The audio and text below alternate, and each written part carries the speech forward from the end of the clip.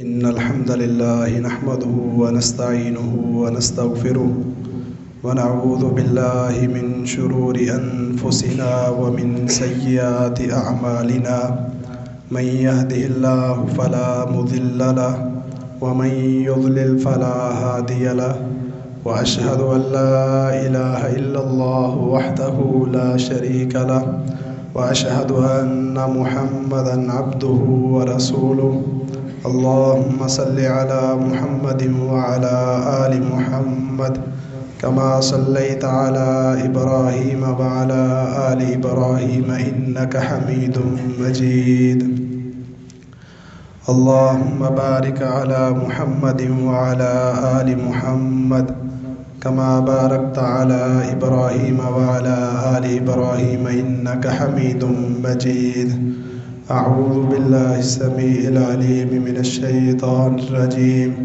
يا أيها الذين آمنوا اتقوا الله حق تقاته ولا تموتن إلا وأنتم مسلمون يا أيها الناس اتقوا ربكم الذي خلقكم من نفس واحدة وخلق منها زوجها وبث منهما رجالا كثيرا ونساء واتقوا الله الذي تساءلون به والأرحام إن الله كان عليكم رقيبا يا أيها الذين آمنوا اتقوا الله وقولوا قولا سديدا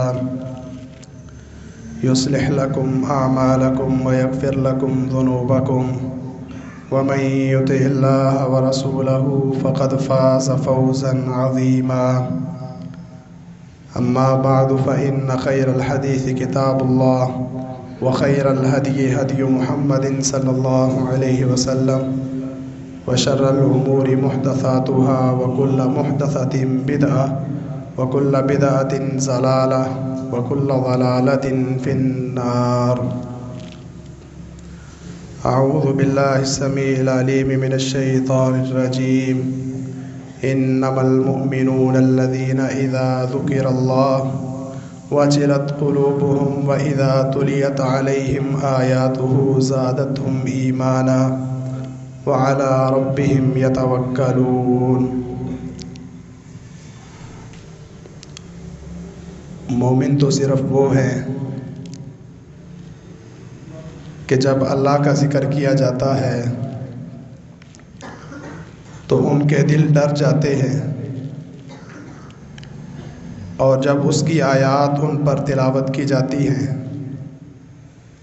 وہ آیات ان کو ایمان میں زیادہ کر دیتی ہیں اور وہ اپنے رب پر ہی بھروسہ کرتے ہیں۔ محترم سامعین حضرات، اللہ رب العالمین کے ہم پر بے شمار احسانات ہیں۔ ان احسانات میں سے سب سے بڑا احسان اور سب سے بڑی نعمت ایمان کی نعمت ہے۔ دنیا کا مال و متاع، اولاد، کاروبار، جائیداد، یہ سب نعمتیں ہیں، لیکن یہ اس دنیا تک محدود ہیں۔ ایمان کی نعمت ایسی نعمت ہے جس کے فوائد اور ثمرات اس دنیا میں بھی ملتے ہیں اور ہمیشہ کی زندگی میں بھی ملیں گے۔ ایمان کی اہمیت کو صحابہ نے سمجھا، اسی لیے ایمان کے مقابلے میں انہوں نے اپنی ہر چیز کو قربان کر دیا۔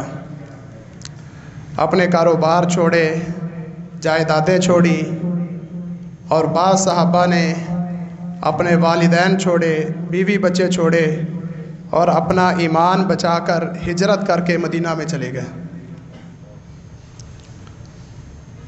حضرت عائشہ رضی اللہ تعالیٰ عنہ نبی کریم صلی اللہ علیہ وسلم سے پوچھتی ہیں کہ ابن جدعان بہت صلہ رحمی کرنے والا شخص تھا، بہت زیادہ سخاوت کرتا تھا، مہمان نوازی کرتا تھا، کیا اس کے یہ اعمال اس کو کچھ فائدہ دیں گے؟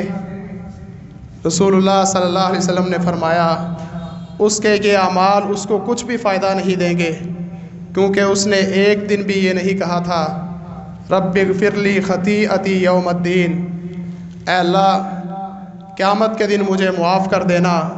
اس کا آخرت پر ایمان ہی نہیں تھا، اس لیے اس کی یہ نیکیاں، اس کے یہ اعمال اس کو قیامت کے دن فائدہ نہیں دیں گے۔ ایمان کے بغیر اگر کوئی انسان پوری زندگی اچھے کاموں میں صرف کر دے، خیر خواہی کرتا رہے، خدمت خلق کرتا رہے، اس کا فائدہ اس کو اس دنیا میں تو ہو سکتا ہے، لیکن آخرت میں اس کو ان اعمال کا فائدہ نہیں ہوگا۔ ایمان جب سب سے بڑی دولت ہے تو اس کی حفاظت بھی اتنی ہی ضروری ہے۔ دنیا کی حقیر دولت، دنیا کا حقیر مال و متاع، ہم اس کا بہت خیال رکھتے ہیں، اس کی بہت حفاظت کرتے ہیں، اور اس کوشش میں ہوتے ہیں کہ یہ زیادہ سے زیادہ ہمارے پاس آ جائے۔ ایمان کے حوالے سے بھی ایک مومن کو فکر مند رہنا چاہیے۔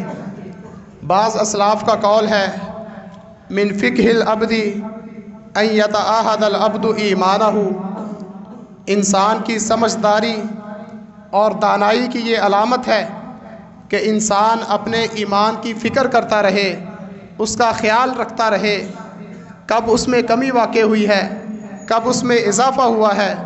اگر کمی واقع ہوئی ہو تو اس میں اضافہ کرنے کی کوشش کرے، اس کمی کو ختم کرنے کی کوشش کرے۔ صحابہ کرام رضوان اللہ علیہم اجمعین اپنے ایمان کی بہت فکر کرتے۔ حنظلہ رضی اللہ تعالیٰ عنہ ایک دن جا رہے تھے، حضرت ابو بکر کو ملے، ان کو کہنے لگے حنظلہ تو منافق ہو گیا۔ کہنے لگے سبحان اللہ، بڑی عجیب بات ہے، کیا کہہ رہے ہو؟ کہنے لگے کہ جب ہم اللہ کے رسول کی مجلس میں ہوتے ہیں ایمان بہت زیادہ ہوتا ہے، جنت جہنم یوں محسوس ہوتی ہے جیسے ہم اپنی آنکھوں سے مشاہدہ کر رہے ہوں، اور جیسے ہی ہم کاروبار میں مشغول ہوتے ہیں، بیوی بچوں میں مصروف ہوتے ہیں، تب وہ کیفیت نہیں رہتی۔ حضرت ابو بکر فرمانے لگے یہ مسئلہ تو مجھے بھی ہے۔ اب دونوں صحابی رسول اللہ صلی اللہ علیہ وسلم کے پاس آئے، اپنا مسئلہ بتایا۔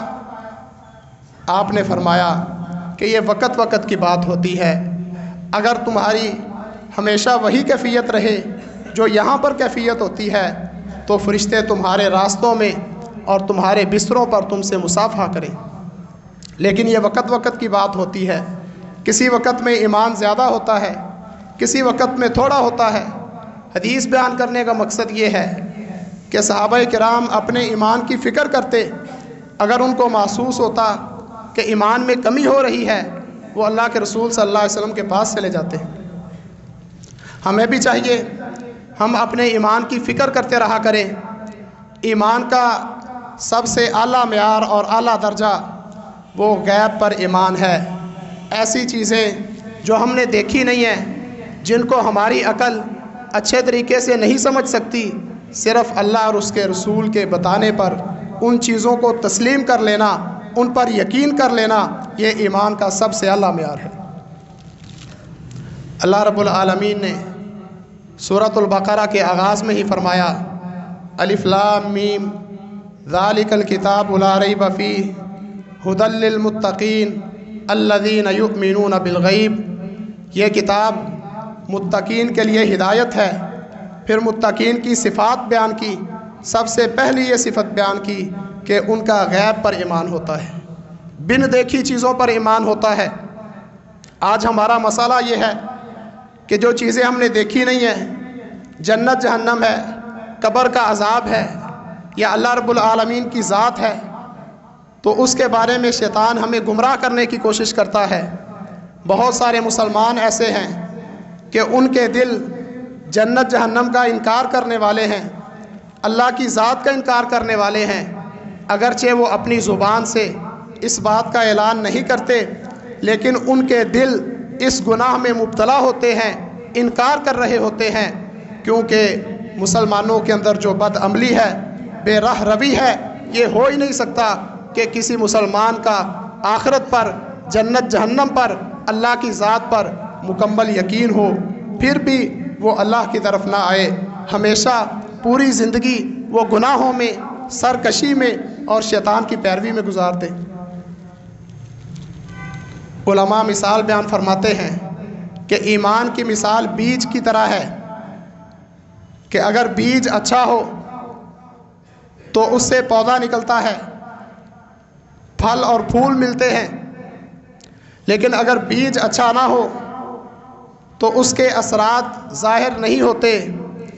وہ کہتے ہیں کہ ایمان بیج کی طرح ہے اور جو نیک اعمال ہیں یہ اس بیج سے نکلنے والے پودے کی طرح ہے۔ اگر کوئی انسان نیک اعمال زیادہ کرتا ہے اس کا مطلب یہ ہے کہ اس کا ایمان مضبوط ہے، اور اگر کوئی انسان ہر وقت برائی کی چاہت میں رہتا ہے، نیکی سے دور رہتا ہے، تو اس کا ایمان کمزور ہے۔ غیب پر ایمان لانا یہ ایمان کا سب سے اعلیٰ درجہ ہے۔ رسول اللہ صلی اللہ علیہ وسلم نے ایک حدیث بیان فرمائی کہ اللہ کے کچھ فرشتے ہیں جن کی اسپیشل ڈیوٹی ہے کہ وہ ذکر والوں کی مجلس کو ڈھونڈتے ہیں، اور جب وہ ذکر والی مجلس کو پا لیتے ہیں ایک دوسرے کو آوازیں دیتے ہیں کہ اپنے مقصد کی طرف آ جاؤ۔ فرشتے وہاں پہ اکٹھے ہو جاتے ہیں، اس مجلس کا احاطہ کر لیتے ہیں، آسمان دنیا تک وہ اس مجلس کے گرد پر پھیلا لیتے ہیں، اور جب وہ لوگ ذکر سے فارغ ہوتے ہیں فرشتے اللہ کے پاس جاتے ہیں۔ اللہ ان سے پوچھتا ہے، حالانکہ وہ زیادہ جاننے والا ہے لیکن وہ اپنے بندوں کے بارے میں پوچھتا ہے کہ میرے بندے کیا کر رہے تھے؟ فرشتے رپورٹ دیتے ہیں، یا اللہ وہ تیری تسبیح بیان کر رہے تھے، تیری کبریائی اور بڑائی بیان کر رہے تھے، تیری پاکی بیان کر رہے تھے۔ اللہ فرماتے ہیں، کیا انہوں نے مجھے دیکھا ہے؟ فرشتے کہتے ہیں، یا اللہ تجھے انہوں نے نہیں دیکھا۔ اللہ تعالیٰ پوچھتے ہیں، بتاؤ اگر وہ مجھے دیکھ لیں پھر ان کی کیا کیفیت ہو؟ فرشتے کہتے ہیں، یا اللہ پھر تو وہ تیری تسبیح، تیری تکبیر اور تیری بڑائی میں بہت زیادہ بڑھ جائیں، تیری اور زیادہ عبادت کریں۔ اللہ پوچھتے ہیں، وہ کس چیز کا سوال کرتے تھے؟ فرشتے کہتے ہیں، یا اللہ وہ جنت کا سوال کرتے تھے۔ اللہ پوچھتے ہیں، انہوں نے جنت دیکھی ہے؟ فرشتے کہتے ہیں، یا اللہ نہیں دیکھی۔ اللہ پوچھتے ہیں کہ اگر وہ جنت دیکھ لیں پھر ان کی کیا کیفیت ہو؟ فرشتے کہتے ہیں، یا اللہ اگر وہ جنت دیکھ لیں پھر وہ جنت کی طلب میں اور زیادہ بڑھ جائیں اور زیادہ جنت کی ہرس رکھیں۔ اللہ تعالیٰ پوچھتے ہیں، وہ کس چیز سے پناہ مانگتے تھے؟ فرشتے کہتے ہیں، یا اللہ وہ جہنم سے پناہ مانگتے تھے۔ اللہ تعالیٰ پوچھتے ہیں، کیا انہوں نے جہنم دیکھی ہے؟ فرشتے کہتے ہیں، یا اللہ جہنم دیکھی نہیں ہے۔ اللہ تعالیٰ پوچھتے ہیں، اگر وہ جہنم کو دیکھ لیں؟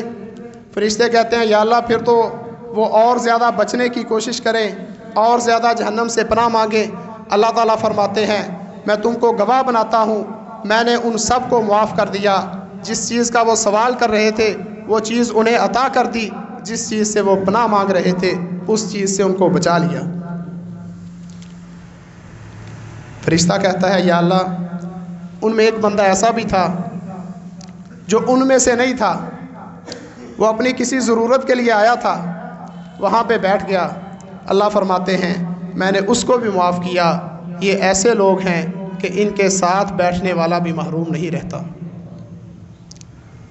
اس حدیث میں جو غور کرنے والی بات ہے کہ غیب پر ایمان، جو چیزیں دیکھی نہیں ہیں لیکن اللہ اور اس کے رسول کے بتانے پہ ان پر یقین کر لینا، 100% ایمان رکھنا، یہ اللہ کو اتنا پسند ہے کہ اللہ تعالیٰ ان کے ساتھ بیٹھنے والوں کو بھی محروم نہیں کرتا، ان کو بھی معاف کر دیتا ہے۔ اللہ رب العالمین نے قرآن مجید میں فرمایا، قالت رسلهم افی اللہ شک فاطر السماوات والارض، رسولوں نے اپنی قوم کو کہا، کیا اس اللہ کے بارے میں شک کرتے ہو جس نے آسمانوں اور زمینوں کو پیدا کیا؟ جو آسمانوں اور زمینوں کو پیدا کرنے والا ہے اس کے بارے میں شک کرتے ہو؟ ام خلقوا من غیر شیء ام هم الخالقون، اللہ تعالیٰ فرماتے ہیں، کیا یہ بغیر کسی چیز کے پیدا کر دیے گئے؟ کیا یہ خود بخود ہی پیدا ہو گئے؟ یا پھر انہوں نے خود اپنے آپ کو پیدا کیا؟ اللہ رب العالمین نے قرآن مجید کے اندر ہمیں اپنی نشانیوں پر غور کرنے کا حکم دیا کہ کہیں شیطان تم کو گمراہ نہ کرے اللہ کی ذات کے بارے میں۔ اللہ کی نشانیوں پر غور کرو اور اللہ کو پہچان لو۔ نبی کریم صلی اللہ علیہ وسلم نے فرمایا کہ شیطان تم میں سے کسی ایک کے پاس آتا ہے، اس کو کہتا ہے فلاں چیز فلاں نے بنائی، فلاں نے بنائی، بتاؤ اللہ کو کس نے بنایا؟ نبی پاک صلی اللہ علیہ وسلم نے فرمایا جب کوئی یہاں تک پہنچے تو وہ مزید نہ سوچے، اعوذ باللہ من الشیطان الرجیم پڑھے، اللہ سے پناہ طلب کرے۔ ایک روایت میں ہے وہ کہے آمنت باللہ و رسولہ، میں اللہ اور اس کے رسولوں پر ایمان لایا۔ وہ مزید نہ سوچے، کیونکہ اس کی عقل اللہ کی حقیقت کو نہیں سمجھ سکتی، شیطان اس کو کہیں گمراہی میں نہ لے جائے۔ وہ کہے میں اللہ کی پناہ میں آتا ہوں، میں اللہ اور اس کے رسول پر ایمان رکھتا ہوں۔ ہاں، اللہ رب العالمین نے اپنی پہچان کے لیے قرآن میں بہت ساری مثالیں اور نشانیاں بتلائیں۔ اللہ الذی رفع السماوات بغیر عمد ترونہا، فرمایا کہ اللہ وہ ذات ہے جس نے آسمانوں کو بغیر ستونوں کے کھڑا کیا۔ ہم نے کوئی چھت کھڑی کرنی ہو، اس کے نیچے پلر یا ستون لگانے پڑتے ہیں۔ اللہ تعالی ہمیں اس چیز کا حکم دیتے ہیں کہ آسمان کی چھت پر بھی غور کرو، کتنے بڑے آسمان ہیں۔ اللہ الذی رفع السماوات بغیر عمد ترونہا، بغیر ستونوں کے اس نے آسمانوں کو کھڑا کیا۔ ثم استوى علی العرش، پھر وہ عرش پر مستوی ہوا۔ وسخر الشمس والقمر، اس نے سورج اور چاند کو مسخر کیا، اپنا فرما بردار کیا۔ ایک مقررہ وقت پہ طلوع ہوتے ہیں اور ایک مقررہ وقت پہ غروب ہوتے ہیں۔ وفی الارض آیات للموقنین، کہا زمین میں یقین کرنے والوں کے لیے بہت ساری نشانیاں ہیں کہ ایک ہی طرح کی زمین ہے، کیسے اللہ رب العالمین بیج کو اس میں سے نکالتا ہے اور درخت بناتا ہے، اور ایک ہی طرح کا پانی لگتا ہے، ایک ہی طرح کی زمین ہوتی ہے، لیکن کسی کا ذائقہ کڑوا ہے، کسی کا ذائقہ میٹھا ہے، کسی کا ذائقہ کھٹا ہے۔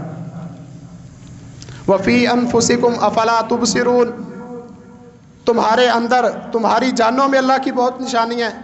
افلا تبصرون، تم دیکھتے کیوں نہیں، غور و فکر کیوں نہیں کرتے کہ کتنے اربوں خربوں انسان، لیکن ہر ایک دوسرے سے مختلف، یہاں تک کہ انگلیوں کے جو پورے ہیں، ان کی جو لکیریں ہیں، یہ بھی ایک شخص کی دوسرے کے ساتھ نہیں ملتی۔ دنیا میں اربوں خربوں انسان، لیکن ایک انسان کی پوروں کی جو یہ لکیریں ہیں یہ کسی دوسرے کے ساتھ نہیں ملتی۔ تو یہ کیسے ہو سکتا ہے کہ یہ سب کچھ بغیر خالق کے ہی ہو جائے؟ امام ابو حنیفہ رحمہ اللہ، ان کی طرف ایک واقعہ منسوب ہے کہ ایسے لوگ جو کہتے ہیں کہ یہ کائنات خود بخود بن گئی، اس کو بنانے والا چلانے والا کوئی نہیں، کچھ اس طرح کے لوگ ان کے پاس آئے۔ وہ کہنے لگے میں ایک بات سوچ رہا ہوں کہ ایک کشتی ہے، وہ خود بخود بنی ہے اور خود بخود وہ چل رہی ہے، اس کو چلانے والا بھی نہیں ہے، اس کو بنانے والا بھی نہیں ہے۔ وہ کہنے لگے یہ تو نہیں ہو سکتا کہ ایک کشتی ہو، خود بخود بنے، خود بخود چلے۔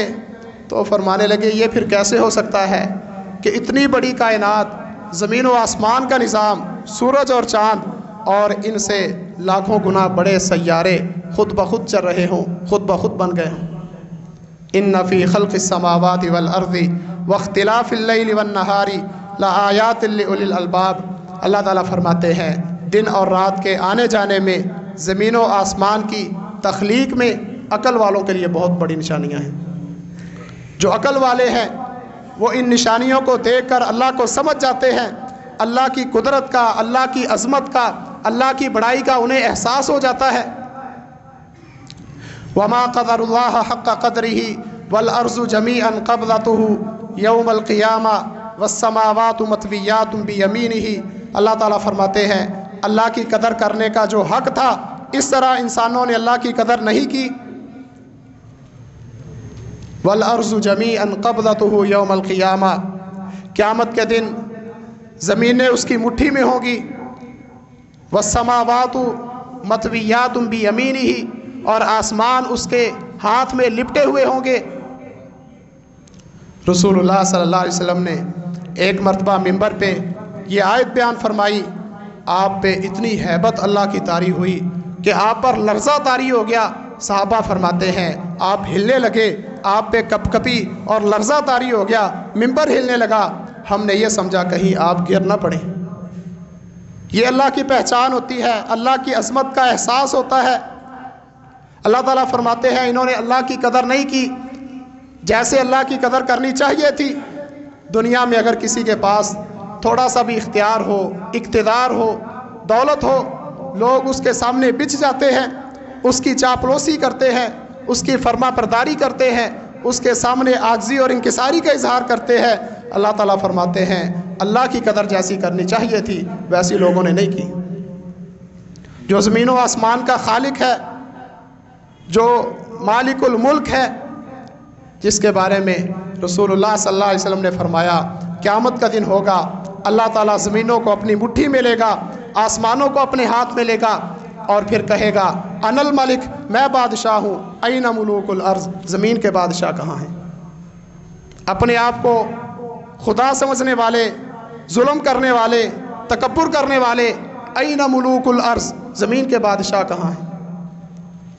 رسول اللہ صلی اللہ علیہ وسلم نے فرمایا کہ میں وہ چیزیں دیکھتا ہوں جو تم نہیں دیکھتے، میں وہ چیزیں سنتا ہوں جو تم نہیں سنتے۔ پھر فرمایا اطت السماء وحق لها ان تئت، آسمان چرچرا رہا ہے اللہ کی عظمت کے احساس کی وجہ سے، اور اس کا یہ حق بھی بنتا ہے کہ وہ چرچرائے۔ اور پھر فرمایا ما فیہا موضع اربعۃ اصابع الا وملک واضع جبہتہ ساجدا للہ، آسمان میں 4 انگلی جگہ بھی نہیں ہے مگر وہاں پہ فرشتہ اپنی پیشانی کو رکھے ہوئے ہے، اللہ کے حضور سجدہ کر رہا ہے۔ ان من شیء الا یسبح بحمدہ، اللہ تعالیٰ فرماتے ہیں کہ ہر چیز اس کی تسبیح بیان کرتی ہے، ولکن لا تفقہون تسبیحہم، لیکن تم ان کی تسبیح کو نہیں سمجھتے۔ نحن اقرب الیہ من حبل الورید، جو عرش پر مستوی ہونے کے باوجود ہماری شاہ رگ سے بھی زیادہ قریب ہے، جس کا علم اتنا وسیع ہے، ما تسقط من ورقۃ الا یعلمها، اللہ تعالیٰ فرماتے ہیں کہ کوئی پتا بھی اگر گرتا ہے وہ بھی اس کے علم میں ہوتا ہے۔ ولا حبۃ فی ظلمات الارض ولا رطب ولا یابس الا فی کتاب مبین، اور کوئی بھی دانہ جو زمین میں چھپا ہوا ہے، کوئی بھی تر یا خشک چیز، وہ واضح کتاب میں ہے، اس کے علم میں ہے۔ اس کی قدرت اتنی ہے کہ اگر وہ چاہے تو ایک لمحے میں پوری کائنات کو تباہ کر دے۔ اللہ کے وجود پر ایمان اور یقین یہ ضروری چیز ہے، اور ایک مومن کو چاہیے کہ وہ اللہ کی نشانیوں پر غور و فکر کرتا رہے اور اپنے اللہ کے ساتھ اپنی محبت کو بڑھاتا رہے۔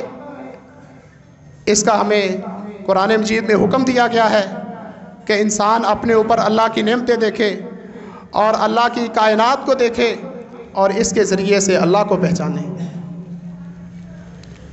ایمان بالغیب، آخرت پر ایمان، یہ بھی بہت ضروری ہے۔ اس کے بارے میں بھی لوگ گمراہی کا شکار ہیں، اور بہت سارے لوگ یہ سمجھتے ہیں کہ بس یہی دنیا ہے، اس کے بعد کچھ نہیں۔ مشرکین مکہ بھی کہتے تھے اَوَ آبَاؤُنَا الْأَوَّلُونَ، یہ جو تم ہمیں دھمکاتے رہتے ہو کہ اللہ کے سامنے کھڑے ہونا ہے، اللہ تم سے حساب لے گا، جہنم میں ڈالے گا، ہمارے آباء و اجداد کہاں ہیں؟ ان کو زندہ کر کے دکھاؤ۔ اللہ رب العالمین نے ان کا رد کیا، قرآن مجید میں کئی مثالوں سے سمجھایا۔ فرمایا اولم یر الانسان انا خلقناہ من نطفۃ فاذا هو خصیم مبین، کیا انسان نے دیکھا نہیں، غور نہیں کیا کہ ہم نے اس کو ایک حقیر نطفے سے پیدا کیا، تو اچانک وہ بڑا واضح جھگڑالو بن گیا، بڑا واضح جھگڑالو بن گیا، جھگڑا کرنے لگا۔ ضرب لنا مثلا ونسی خلقہ، قال من یحیی العظام وہی رمیم، اللہ تعالیٰ فرماتے ہیں ہم نے اس کو ایک حقیر نطفے سے پیدا کیا، اب وہ بڑا جھگڑالو بن گیا اور ہمارے بارے میں ہی مثالیں بیان کرنے لگا اور کہنے لگا کون ہے جو بوسیدہ ہڈیوں کو دوبارہ زندہ کرے۔ قل یحییھا الذی انشأھا اول مرہ، اللہ تعالیٰ فرماتے ہیں ان کو کہہ دو کہ جس نے پہلی مرتبہ پیدا کیا ہے وہی تم کو دوبارہ پیدا کرے گا۔ جس نے پہلی مرتبہ تمہیں بنا دیا بغیر مثال کے، بغیر خاکے کے، بغیر نمونے کے، اس کے لیے کیا مشکل ہے۔ اور ایک جگہ پہ فرمایا کہ جس نے سورج اور چاند کو پیدا کر دیا تو کیا تمہیں دوبارہ پیدا کرنا مشکل ہے؟ جو سورج اور چاند کو، زمینوں آسمانوں کو اور بڑے بڑے سیاروں کو پیدا کر سکتا ہے، کیا تمہیں وہ دوبارہ پیدا نہیں کر سکتا؟ اور پھر مثالیں دی کہ زمین پر غور کرو، بنجر زمین ہوتی ہے، بے جان زمین ہوتی ہے، بیج بے جان ہوتا ہے، اللہ آسمان سے بارش برساتا ہے، اس میں جان آ جاتی ہے، اس سے درخت نکلتے ہیں، اس سے پودے نکلتے ہیں، اسی طرح اللہ تعالیٰ تمہیں بھی زمین سے دوبارہ زندہ کرے گا۔ کسی دھوکے کا شکار نہ رہنا، بلکہ اللہ رب العالمین اس پر قادر ہے۔ اللہ تعالیٰ قرآن مجید میں فرماتے ہیں اَيَحْسَبُ الْإِنسَانُ أَن يُتْرَكَ سُدًى، کیا انسان یہ سمجھتا ہے کہ اس کو بغیر پوچھے ہی چھوڑ دیا جائے گا، وہ اپنی منمانیاں کرتا رہے، جو مرضی کرتا رہے، اس کو کچھ نہیں کہا جائے گا؟ أَلَيْسَ ذَلِكَ بِقَادِرٍ عَلَىٰ أَن يُحْيِيَ الْمَوْتَىٰ، کیا وہ اس بات پر قادر نہیں ہے کہ وہ مردوں کو زندہ کر دے؟ اور ایک جگہ پہ فرمایا زعم الذین کفروا ان لن یبعثوا قل بلی وربی لتبعثن ثم لتنبؤن بما عملتم، کافروں نے یہ گمان کیا، انہوں نے یہ سمجھا کہ ان کو دوبارہ زندہ نہیں کیا جائے گا، دوبارہ ان کو قبروں سے نہیں اٹھایا جائے گا۔ اللہ تعالیٰ فرماتے ہیں بلا وربی لتبعثن، ان کو کہہ دو کیوں نہیں، میرے رب کی قسم ضرور بھی ضرور تم کو اٹھایا جائے گا۔ جب اللہ کے رسول قسم اٹھا رہے ہوں اور اللہ اپنے قرآن میں واضح اعلان فرما رہا ہو تو پھر کوئی مسلمان کیسے اس میں شک کر سکتا ہے؟ بلا وربی لتبعثن، میرے رب کی قسم تمہیں ضرور اٹھایا جائے گا، ثم لتنبؤن بما عملتم، پھر تمہیں تمہارے کرتوتوں کی ضرور خبر دی جائے گی۔ وذالک علی اللہ یسیر، اور یہ اللہ پر بہت آسان ہے۔ تو ایمانی کمزوری کو ختم کرنے کے لیے بنیادی چیز یہ ہے کہ ہم غیب پر ایمان کو پختہ کریں، اللہ کی ذات پر ہمارا ایمان ہو، جنت اور جہنم پہ ایمان ہو، عذاب قبر پر ایمان ہو۔ صحابہ کرام کے واقعات ہم سنتے ہیں کہ وہ قبر پہ کھڑے ہوتے کتنا روتے، نبی کریم صلی اللہ علیہ وسلم بوڑھے ہونا شروع ہو گئے، بڑھاپے کے آثار آپ پر ظاہر ہونا شروع ہو گئے۔ آپ سے پوچھا گیا، آپ نے فرمایا شیبتنی ہود و اخواتھا، مجھے سورت ہود اور اس جیسی باقی صورتوں نے بوڑھا کر دیا ہے۔ صحابہ کرام کو یقین اور ایمان تھا جس کی وجہ سے وہ جب جنت جہنم کا تذکرہ سنتے ان کی چیخیں نکل جاتی۔ اسماء بنت ابی بکر رضی اللہ تعالیٰ عنہ فرماتی ہیں کہ ایک مرتبہ نبی کریم صلی اللہ علیہ وسلم نے قبر کے فتنے کا ذکر کیا، زج المسلمون زجا، مسلمانوں کی چیخیں نکل گئی، آہو بکا شروع ہو گئی، یہاں تک کہ نبی کریم صلی اللہ علیہ وسلم کی آواز مجھ تک نہیں پہنچ رہی تھی مسلمانوں کے رونے کی وجہ سے۔ یہ ان کا غیب پر ایمان تھا جس کی وجہ سے وہ اس دنیا کو ترجیح نہیں دیتے تھے۔ اس لیے ہمیں بھی چاہیے کہ غیب پر اپنا ایمان مضبوط کریں، اور اسی طرح ہم اپنے آپ کو عادی بنائیں کہ ہم اچھے کام کریں، گناہوں کو چھوڑیں، اس سے ہمارا ایمان مضبوط ہوگا، اس میں اضافہ ہوگا۔ سلف صالحین وہ اپنے ایمان کا کتنا خیال رکھتے کہ اپنے ساتھ شرطیں لگا لیتے، اپنے اوپر پابندیاں لگا لیتے، اپنا مواخذہ کرتے، اپنا محاسبہ کرتے۔ عبداللہ بن وہب مصری رحمہ اللہ، ان کا واقعہ سیار اعلام النبلاء میں امام ذہبی رحمہ اللہ نے نقل کیا۔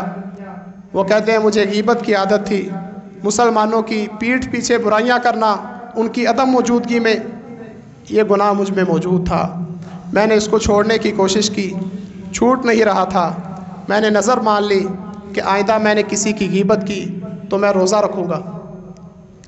गीबत हो जाती, रोज़ा रख लेता, गीबत फिर भी नहीं छूटी। फिर मैंने नज़र मान ली कि आइंदा अगर मैंने किसी की गीबत की तो मैं इतने दिरहम अल्लाह के रास्ते में सदका करूँगा। कहते हैं दिरहमों की मोहब्बत ने मुझसे गीबत की आदत छुड़ा दी। अब्दुल्ला बिन उमर रज़ी अल्लाह तआला अन्हुमा के बारे में आता है, अगर उनकी इशा की जमात रह जाती तो वो पूरी रात बेदार रहते, अपने आप को सजा देते। तो ये तरीक़ाकार हमें भी अपनाना चाहिए कि हम अपने आप को आदी बनाएं, नेकियों की राह पे डालें। वअलैसा लिल इंसान इल्ला मा सआ, अल्लाह ताला फरमाते हैं इंसान के लिए वही कुछ है जिसकी वो कोशिश करता है। अगर कोई इंसान कोशिश ही नहीं करता कि मैं सुधर जाऊं, मैं कामिल मोमिन बन जाऊं, अल्लाह को जो मतलूब मोमिन है वो मोमिन बन जाऊं, अगर कोई कोशिश नहीं करता तो ख़ुद ब खुद हिदायत और ईमान उसके पास नहीं आता। इसी तरह अगर कोई गुनाह हो जाए उसके बाद ज़्यादा से ज़्यादा नेकी करने की कोशिश करनी चाहिए, इस्तिग़फ़ार करना चाहिए। रसूलुल्लाह सल्लल्लाहु अलैहि वसल्लम ने फरमाया इत्तक़िल्लाह हैथुमा कुन्ता, जहाँ पर भी हो वहाँ पे अल्लाह से डर। व अत्बिइस सय्यअतल हसना तमहुहा, और अगर गुनाह हो जाए उसके बाद नेकी किया कर, वो नेकी उस गुनाह को मिटा देगी। व खालिक़िन नास बिखुलुक़िन हसन, और लोगों के साथ अच्छे अखलाक से पेश आ। बाज़ औक़ात होता है इंसान गुनाह से तौबा भी कर लेता है, लेकिन ईमान की वो लज्जत, ईमान की वो मिठास बंदे में नहीं रहती। उस गुनाह के असरात फिर भी रहते हैं, अगरचे गुनाह माफ़ हो जाता है लेकिन उसकी एक तरह की नहूसत बंदे में रहती है। जिस तरह बुखार उतर भी जाए तो कमज़ोरी और उसके आसार कुछ देर तक बंदे में रहते हैं। तो गुनाह के बाद तौबा करने के साथ साथ अगर कोई इंसान नेकियां करता है तो उसकी वजह से ईमानी कमी जो होती है वो पूरी हो जाती है और वो दोबारा अपने ईमान के अच्छे लेवल पे आ जाता है, अच्छा मोमिन बन जाता है। इसी तरह अगर हमारे अंदर ऐसे गुनाह हों जो हमारे अंदर आम हों, जिनमें हम मुब्तला हों, उनके मुकाबले में ऐसी नेकियां करनी चाहिए जिन नेकियों में उन गुनाहों का तोड़ हो। मसलन कोई बंदा तन्हाई के अंदर गुनाह का आदी है, उसके अंदर ये गुनाह पाया जाता है कि वो तन्हाई के अंदर अल्लाह की हुदूद को पामाल करता है, उसको चाहिए कि वो इसके मुकाबले में तन्हाई में अल्लाह के सामने इबादत करे, अल्लाह के सामने गिड़गिड़ाए, तन्हाई में नमाज़ पढ़ने को, तन्हाई में तिलावत करने को अपनी रूटीन बनाए। नबी पाक सल्लल्लाहु अलैहि वसल्लम के पास एक आदमी आया, अपने दिल की सख्ती की शिकायत की कि दिल बड़ा सख्त है। नबी करीम सल्लल्लाहु अलैहि वसल्लम ने उसको फरमाया अतइमिल मिस्कीन इमसाह रअसल यतीम, यतीम के सर पे हाथ फेरा करो और मिस्कीन को खाना खिलाया करो।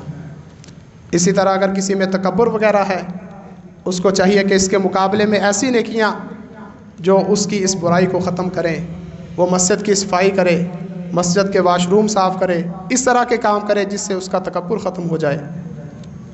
तो इंसान की समझदारी की यह दलील है कि वो अपने ईमान के बारे में फ़िक्रमंद रहे। अगर उसका ईमान उसको कमज़ोर होता दिखाई दे रहा हो, उसको चाहिए कि वो अपनी इस्लाह की कोशिश करे। नबी करीम सल्लल्लाहु अलैहि वसल्लम ने फरमाया कि जिस तरह सूरज चाँद चमक रहा होता है, अचानक उसके सामने बादल आ जाता है जिसकी वजह से उसकी रोशनी मदम हो जाती है, इसी तरह बाज़ औक़ात दिल पर भी बादल सा आ जाता है। गुनाह करने की वजह से इंसान के दिल पर पर्दा सा आ जाता है, जिसकी वजह से इबादत में वो लज्जत नहीं रहती, गुनाहों से मोहब्बत बढ़ जाती है। तो रसूलुल्लाह सल्लल्लाहु अलैहि वसल्लम ने फरमाया कि अल्लाह ताला से यह सवाल करते रहा करो कि वो तुम्हारे ईमान को नया नया बना कर रखे। फस्अलुल्लाह अन युजद्दिद ईमानकुम, बाज़ औक़ात ईमान जो होता है वो सीधा हो जाता है, जिस तरह कपड़ा पुराना हो जाता है और बुसीदा हो जाता है।